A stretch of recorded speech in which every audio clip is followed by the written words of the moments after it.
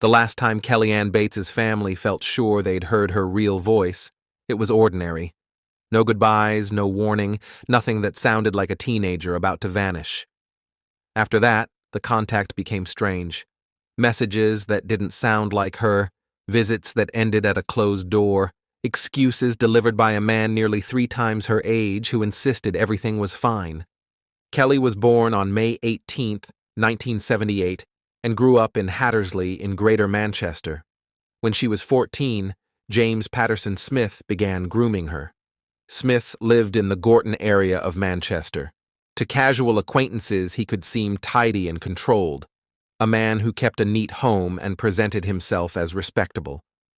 But his past already carried a pattern. His marriage ended after violence toward his wife. In later relationships, women described repeated beatings and attempts to drown them, including holding a partner's head underwater.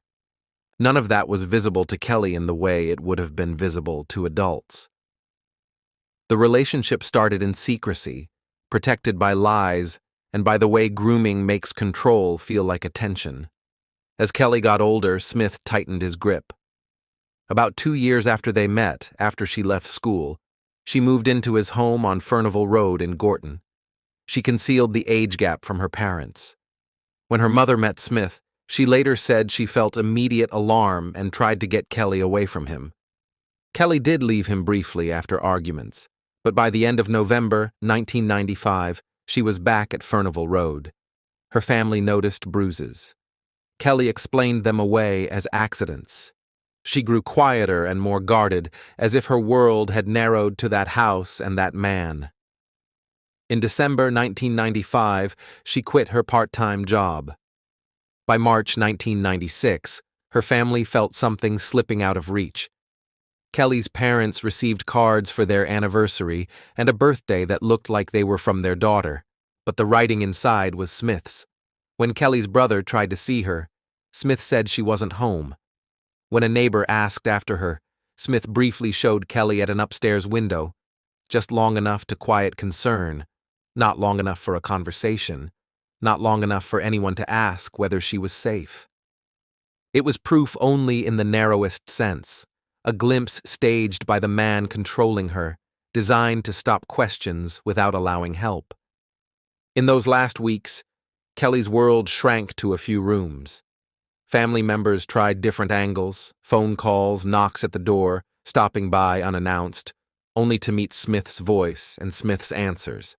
He said she was sleeping, that she was out, that she didn't want to see anyone. He controlled access the way a gatekeeper controls a hallway, with small denials that add up to total isolation. From the outside, it could look like a teenager refusing family contact, especially when the only person speaking was the man she lived with, and he refused to let anyone hear her without him. Inside the house, investigators would later conclude Kelly's life had become captivity.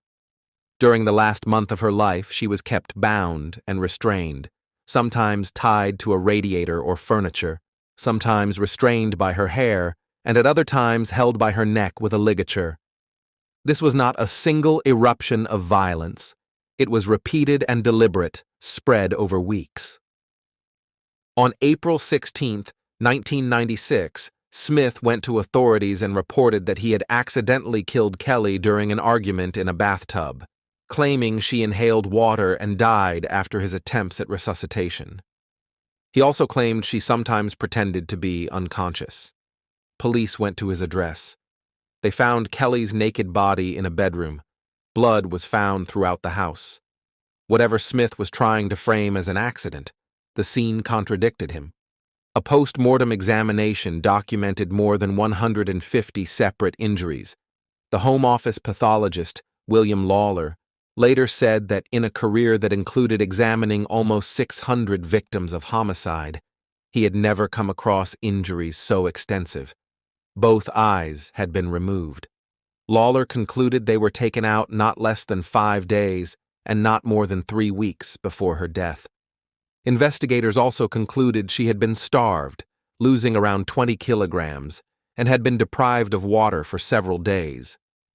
The cause of death was drowning. Prosecutors said that immediately before she drowned, she had been beaten about the head with a shower head, then left to die in the bathtub. He later tried to turn into his explanation. The facts did not match a sudden argument. They matched a long campaign of control carried out behind a closed door.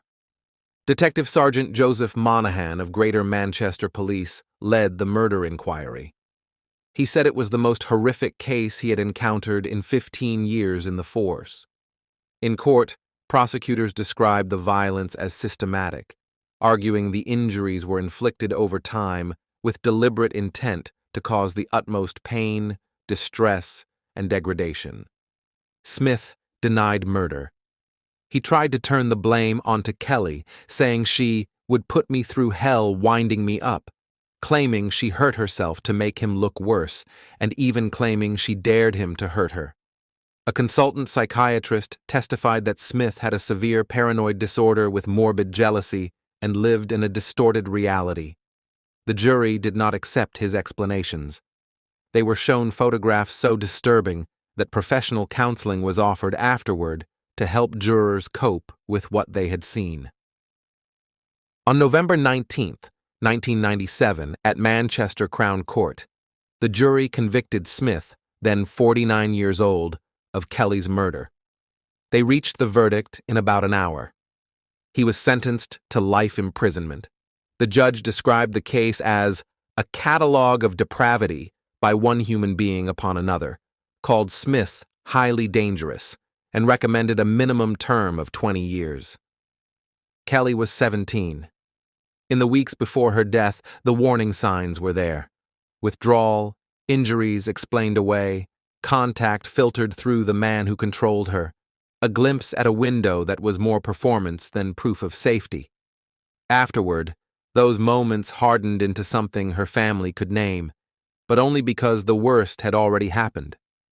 Kelly was buried at Mottram Cemetery in Mottram in Longdendale, and her name became inseparable from a case that exposed how easily extreme violence can hide inside a domestic space until someone finally forces the door open. The courtroom accounts were so disturbing that even seasoned officers described the investigation as haunting. For Kelly's parents, the months that followed were filled with the same question, repeated in different forms. How long had she been suffering behind that door, and how close had they been when they stood outside, listening to Smith explain her absence? Thank you for listening to Homicide Files. Subscribe for more true crime stories.